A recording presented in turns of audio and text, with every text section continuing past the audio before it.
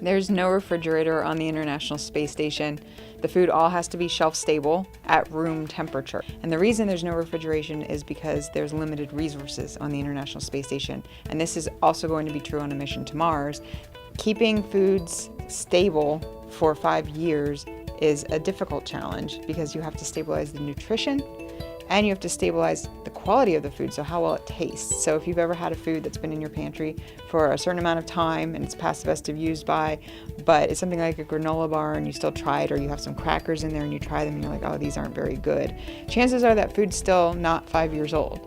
So when we go to Mars, the food actually might get sent ahead of the crew.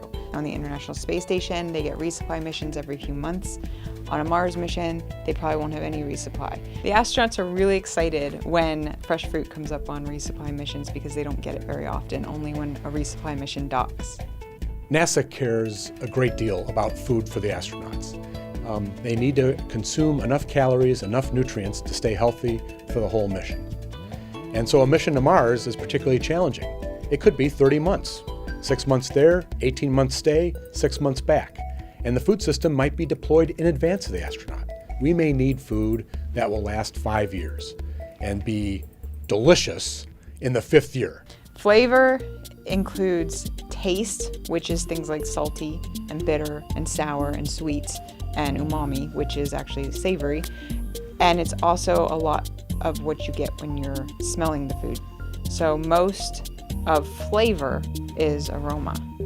When you're looking at taste changes, there's a lot of things that are going on in orbit that could be contributing to a sensation of a taste change. So potentially it could be the fluid shift in the body, so you don't taste things as well because you have a sensation that you have a cold. The aromas don't dissipate the same. They don't rise like they do here on Earth without gravity, and so they dissipate instead of rising, and so they're not getting that aroma, which is most of flavor.